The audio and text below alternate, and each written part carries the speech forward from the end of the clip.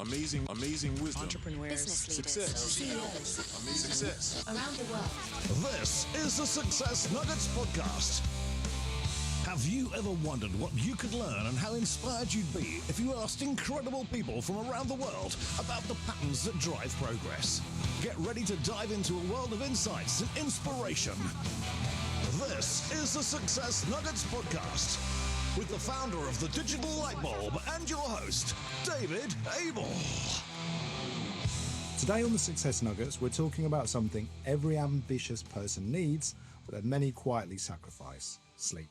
My guest is Johann Callaghan, the sleep success coach, who helps leaders and high performers improve their sleep so they can show up at their best, not just in business, but in life. We'll explore how rest affects decision-making, focus, energy, resilience, and whether success really has to come at the cost of exhaustion. Hello, Joe. Hello, David. When did you first realize sleep wasn't just a health topic, but a success topic? From my own personal story, I had many sleepless nights for one reason or another, many different things. And what I found was that being tired and exhausted, it really limited me in my performance and how I showed up, not just business, but just my personal life. I was a single mother as well, for a long time, lots of responsibilities, lots to contend with, but I was just catching up all the time, coping, surviving. And I got fed up with it one day. I remember saying to myself, God, is this all there is to life? Like just the rat race trying to keep up with things. And I said to myself, there has to be a different way. When I started being able to have the opportunity to sleep well, when I bought my own house, I moved from a house of 10 people, right? I'm the eldest in my family. And when I bought my own house and moved into that, I started sleeping really amazing. And I became a different person. And what I discovered was I can think clear, I can perform better, I'm not tired, I'm not narky, my mood, my health. I was forever getting colds and flus. Success has been able to access all your resources so that you can show up at your best and feel amazing, feel alive. That's wonderful that you moved that to the visible improvements in yourself. Do you remember a moment with a client and you thought, this person doesn't have a business problem, they've got a sleep problem? So time management is what comes to mind there when you talk about that. So many business people, business owners, leaders, they're trying to get more done. So it's not a time problem, it's an energy problem. And our energy comes from recovery, rest and sleep. That's where our recovery comes from. So I got to see with many business owners that even though they showed up successful in business and what have you, and I have seen people that eventually have caught up on them where they did have burnout. Many successful business leaders have experienced burnout, myself included, many times, more than once. It's this idea that society makes us feel like we have to keep working and striving and grinding, and like it's a badge of honor. It's a badge of honor to keep going and striving, but it is going to catch up. So it's more of an energy problem. So tell me about the science behind sleep in the brain. What do we need to know? Oh, that's a great question. When it comes to brain health and sleep and the body function and what have you, think of it like this. Our brain uses 20% of the total energy resources in our body. So that means our brain is very demanding. And our brain is like the command center of everything. But our nervous system is what governs it all. And yet it demands 20% of the overall energy of the body. So that means that when your brain slows down, everything else slows down. So the question is, when or why would your brain slow down? Well, when you're sleep deprived, all the signaling, so we have the neural networks, we have the neuroplasticity in the brain, and it all slows down. The signaling slows down. Your responses all slow down. When we don't have enough energy, the pruning effect can't happen. So the pruning is any information or anything that's not needed gets pruned away. So there's a clearing and a cleaning in the brain that enables better efficiency in the brain. And it has been discovered, David, would you believe? In 2015, this brain clearing was discovered where all our toxins, so there's this toxin debris, all our byproducts from cellular activity during the daytime, all this is cleared away at nighttime when we're in a deep phase of sleep. And our brain ultimately goes through a lot of different processes. So there's a sleep architect as well. So we have deep sleep, we have REM sleep. You may have heard of REM sleep where we dream. This is involved in our emotional regulation, laying down our memories. So our short-term memories in the hippocampus part of the brain. It goes into the outer cortex where it's laid down as long-term memory. So this only happens in a deep phase of sleep. And in the REM sleep is where all the emotional regulation, so all the integration of the different parts of the brain. So there's a lot going on in the brain at nighttime. I mean, we could talk here all day about the brain, but it really is such an important part of our health and our well-being, for our cognitive function, for our decision making, for emotional regulation. And leaders, the one thing leaders are great at is their ability to make really good decisions. Decision making is better enabled when we have a good night of sleep, because the prefrontal cortex and your amygdala, they can integrate and they can communicate more effectively when the brain has been well slept. That process stops when we are sleep deprived. Yeah, I'm going to pick up on something you said there as well. I'm Gen X. We were taught work hard Yes. and work harder and work bloody hard and work hard some more. And you can sleep when you're dead, and people are proud of working hard as well. But also 2015 probably is a big crossover with smartphones. There's a generational crossover and a device technology crossover, right? 100%. Yeah. Like, I mean, we were told to work hard, grind, and society set us up that it glorifies you and it rewards you if you've been seen to work hard. If you see athletes, right? Athletes always, always, always have recovery and rest as part of the process. It has to be part of the process. If you're in the gym, you're trying to build your muscles, part of the process is the rest for the muscles to regrow again. So if you want to be better equipped in all areas of your functioning of your brain, and even physical energy, mental energy, we're spiritual beings as well. Your outlook on life, your purpose, all of these things, we have better capacity when we're well slept and well rested. And then you mentioned about the phones. So the iPhone came around, I think it was 2007. So it was developing over the years. So yeah, 2015 was when it really took off. And yes, we do have a problem with our phones. Now, technology is great and it is here to stay, and it is evolving, and it's evolving very quickly. And we can't do anything about that. What we can do, however, is we can have control over our phones rather than our phones having control over us. This is ultimately what it comes down to, because there is an addictive nature about phones, right? There's a lot of marketeers and all that kind of stuff. They know what they're doing when it comes to marketing, and there is so much of our attention now has been taken to the phones and what have you. So it's really important that we understand this and we take a break from our phones. We don't use our phones in the morning and don't use our phones late at night before we go to bed. They are disruptors of our sleep as well and our rhythms. They're stimulating the brain and they're increasing dopamine. And we have enough stimulants out there in the world at the moment. So it's like we need to have that harmony and the slow down to enable the onset of sleep, but also to be able to just relax during the daytime and practice that often. So as our nervous system can adapt and have that balancing effect. I can imagine that you see leaders become different people once they start sleeping properly. But are there any signs that those people are beginning to run on fumes physically from the outside, or maybe just their behavior or their language they use? How we talk is really, really important. Having that optimistic kind of outlook on life. Because when we're sleep deprived, or when our brain is slow, when our brain is tired, it doesn't want to use the cognitive part of our brain because it's trying to reserve energy.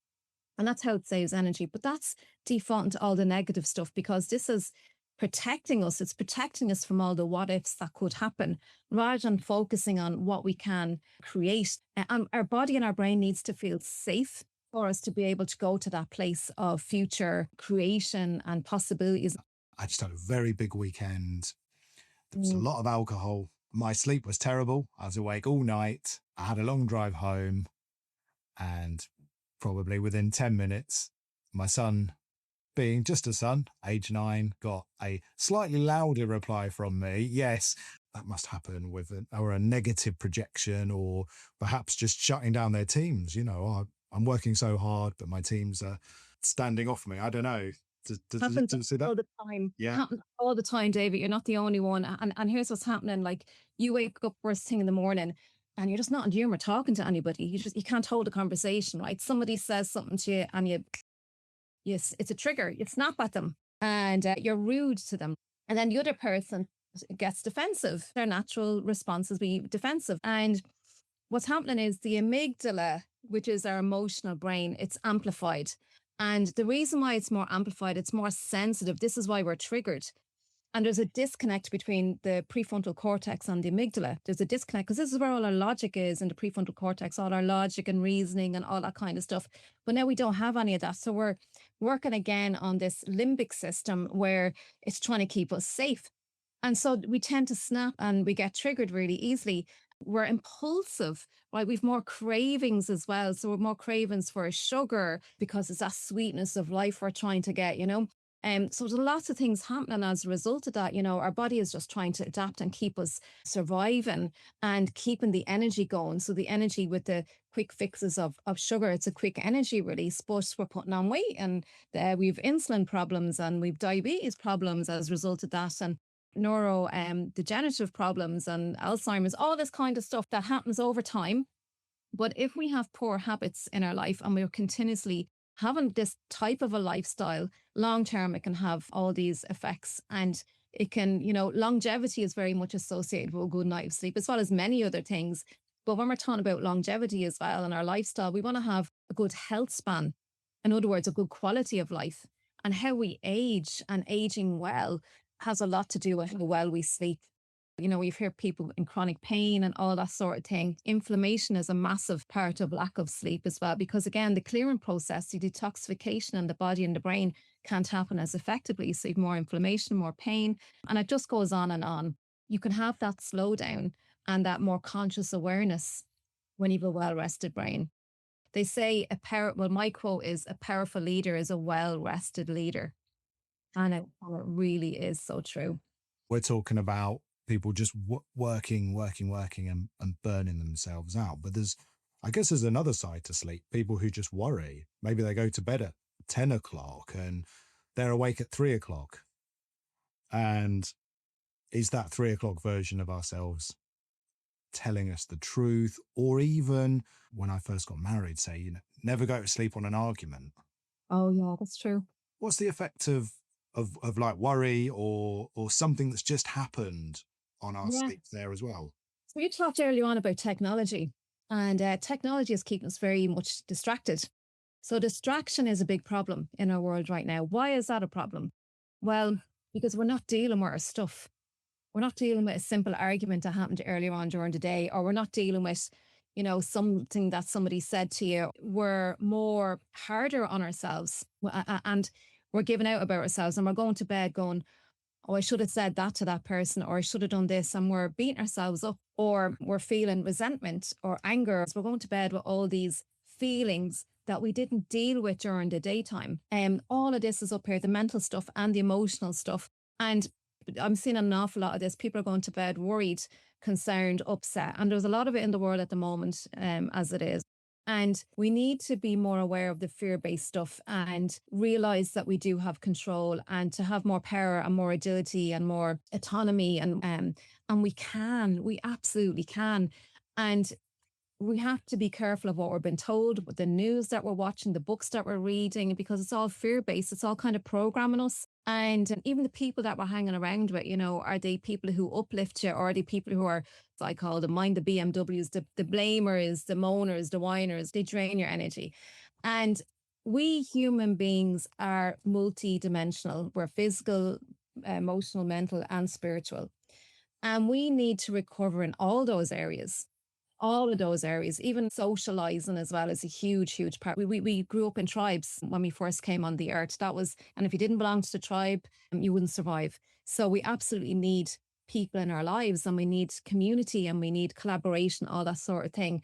So understanding what is draining your energy in all these different areas, it can deal with what's troubling us and identify, and to slow down enough to kind of ask the question, what's really troubled me? One thing that I do with my clients is I ask them to use a worry journal and write down what is worrying them, and to have a solution to that. And just really think it through, because we catastrophize more often than not. that is when we over worry and it's keeping us awake at nighttime. If we don't feel safe at night when we're going to sleep in all those dimensions that I mentioned, it is not going to enable the onset of sleep. We are very vulnerable. We are at our most vulnerable when we're sleeping at nighttime. And this has evolved over thousands of years. So we need to feel safe when we're going to sleep at nighttime. Just a quick side question. Do we know how long people slept for back in the old days when we were tribal? We slept a lot longer, but we also slept in more biphasic as well. And what happened was the invention of the light bulb. The digital light bulb. Not your one, David. The invention of the light bulb, but also because light and darkness are rhythms of nature that we have evolved by. When we lived in the caves, we got up when the sun came up and we slept in the darkness, and we've evolved for thousands of years. So it's relatively new and we are sleeping less now. And the other reason is the Industrial Revolution, where working 9 to 5, people had to sleep in a longer 7 or 8 hours. There was no sleeping during the daytime. So there's a couple of factors. But yes, we did actually sleep longer than we currently are now at the moment. And a little bit more frequently. Yeah, absolutely. And you know what the best time to nap as well, and it's been shown in studies, that morning time is the best time for productivity because you've more blood flow to the brain. You've more cognitive functioning, you've higher cortisol, natural cortisol. So you've better concentration. So I do a lot of my learning in the morning and the hard kind of mental work. Now, if you're learning, having a nap after that, it has been shown in studies that it helps to bed down what you've just learned. And it will help you to recall it later on as well. So it really help you to retain that information. I've heard that actually about orchestras and musicians by having a big heavy session and then having a nap straight after and the muscle memory. Absolutely. So I played the piano when I was very young, and my teacher said to me, Joanne, visualize yourself playing the piano. Honestly, I thought he was after losing a few marbles. But he said, no, Joanne, visualize, because your brain doesn't know the difference between real and what's imagined. And you are actually exercising those neural pathways in your brain. So I did do it, and it did actually help. And further on, like fast forward a few years, when I started my business and I started speaking on stages, and I was a nervous wreck and all of that, because it is one of the most fearful things you can do. I mentally rehearsed myself on the stage exactly how I would like it to be. And it really helped me to have more confidence. So mental rehearsal is something else that you can do, and it does work. Why do our problems feel so convincing at night? You're really digging deep, Dave. I love your questions. We're so distracted during the daytime. We're not dealing with our stuff. And we're alone with our thoughts. So we have to face them. And because we've been avoiding them all day long, and this happens unconsciously, it's just because we're living busy lives, fast paced, that we're not taking the time to consider and reflect on things during the daytime. So when we're alone with our thoughts, it can seem even bigger and it's more threatening. This is why it's so important to slow down during the day, do mindfulness things during the day. And look, this doesn't have to be woo-woo. A mindful thing that you can do is go for a walk without your phone and look at the doors on all the houses that you pass by and take note of the colours of the doors, take note of the birds singing, use all your senses, your sight, your hearing, your touch, the air that you're smelling, the taste, from the air, whatever. Use all your senses because that's very grounding and it makes you present. And it's very calming and nurturing on your body. Honest to God, it is one of the best things that you can do when you're using all your senses. But if you practice that often during the daytime, then you're practicing your ability for your nervous system to switch on and off. And therefore, it will make it easier at nighttime when you have to deal with your stuff. And for anyone who is up at 2:47 a.m, what would you say to them? I never look at the clock. And here's the reason why. The minute you look at the clock, you're doing the mental maths, you're getting stressed. More cortisol. And then when you've got cortisol in your body, that's your wake up hormone. It's keeping you awake. When we're worrying, when we have like resentments, even resentments about angry at ourselves, oh, I should have said this or I should have done that. That's the first thing that I would do. But also be okay with waking up during the nighttime because our sleep architecture, we operate in cycles and we do wake up. We have about 4 or 5 cycles a night. We do wake up at the top of every cycle. But we're not awake long enough for the most part to be consciously aware or to remember it. That's when we're turning over in bed and getting comfortable again or whatever, we wake up for a slight. It's natural. But it's what we do with it, the story we tell ourselves when we wake up. That's what we need to look at. This is having an impact on your liver. So according to the Chinese clock has all of our organs. There's 12 of them in this 24-hour clock, and each organ has like a 2-hour window where it's optimally performing. So liver is between 1 and 3 o'clock in the morning. And liver is a big one for anger and resentment. And sometimes anger is a good thing because it's kind of a driver, but like everything else, too much is not good for you. But the other thing as well is we're consuming, there's a lot of toxins in our environment, and liver is a detoxifying organ. So toxins in terms of, there's emotional toxins as well. We can have toxic people in our lives. Skincare products, the foods that we're eating, the air that we're breathing, the water that we're drinking, women with their hormones and the estrogen, especially in perimenopause, they're recycling all that estrogen. And if it's not getting out of the body, it has more of an adverse effect. The second time, second cycle in the liver. And it has been shown that in many people, the liver just has too much work to do. And it's actually waking people up because it has too much work to do. So we need to look after our bodies as well, and mind the people that we're hanging around with, and all these, just be mindful of all these toxins. We're not going to eliminate everything, but there's a lot we can do to reduce our toxic load, which will help our liver. It's fascinating. I'm sure many people have never heard that liver Mm. science as well.